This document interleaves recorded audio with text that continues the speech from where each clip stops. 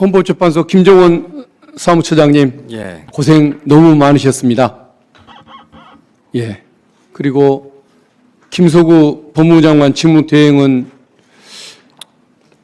현 정부, 이제 현 정부도 아니겠군요. 과거 윤석열 정권에 탓이긴 하겠지만 왜 자꾸 좀 더 이상해지는지 너무 안타깝다는 말씀을 좀 드리겠습니다. 예. 옛날에는 이러지 않았다고 저는 믿고 싶습니다. 예. 우리 법제처장님 질문 드리겠습니다. 헌법재판관 후보자 지명 연락 언제 누구한테 받으셨습니까? 월요일 날 받았습니다. 월요일 날 받았고요.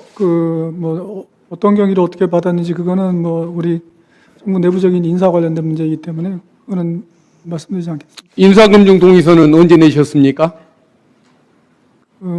월요일 날 냈습니다. 월요일 날 냈는데 오늘이 지금 수요일인데 이틀 만에 이런 결정이 이루어진단 말입니까?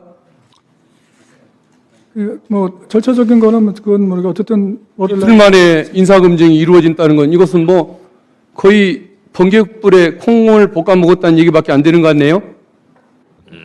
이틀 사이에 이런 일이, 그럼 월요일 날 인사검증 동의 받고 화요일 날 발표가 이루어지고 우리가 오늘을 맞았다는 얘기입니까?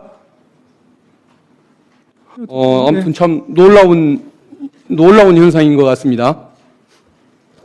거의 군사작전 수준이라는 생각이 드는군요. 윤석열 피고인이 대통령으로 재직할 당시에 이완규 법제처장을 헌법재판관으로 임명하고 싶어 한다는 소문이 많이 돌았는데 그 소문을 이렇게 사실로 확인시켜준 한덕수 총리, 뭘 아는 분은 아닌 것 같은데 결국은 그 중간에는 아마 민정수석실이 존재하는 것이라고 봐야겠죠. 그 부분은 제 추측이 틀렸습니까? 그 부분은 제가 잘 모르겠습니다. 통보는 민정수석실에서 받았을 거 아닙니까?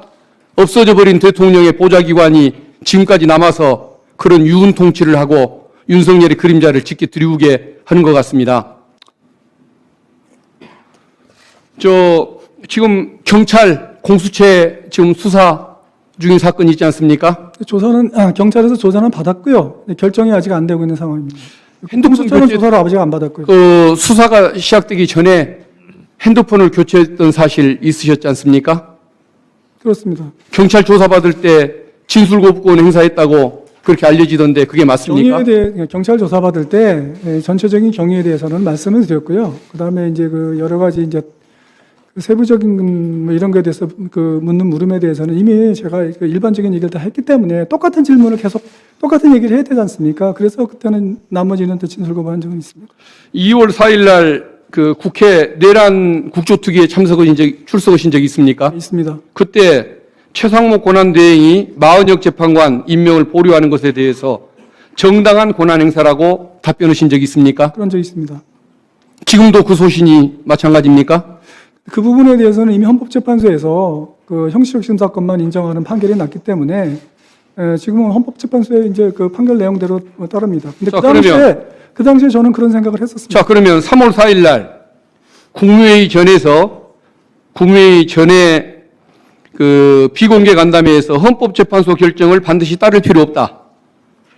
일정 시한이 정해진 것도 아니다라고 조언한 사실이 있습니까? 반드시 따를 필요가 없다는 말은 한 적은 없고요.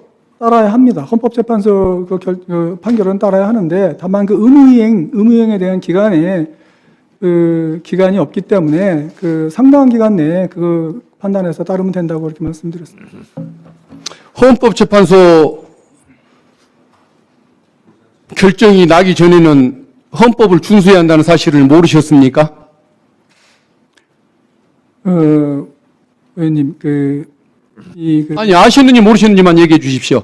헌법을 따라야 되는데 그 헌법의 해석을 누가 하느냐에 그러니까 마음대로 해석해도 되는 겁니까? 자기 편에 따라서, 어느 편이냐에 따라서. 의원님, 그건 양심과 논리를 갖춘 분의 태도는 아니지 않습니까? 제가 이런 말씀을 좀 드리고 싶은데요. 우리 헌법에 관한 최종적인 해석권은 됐습니다. 맞는데요.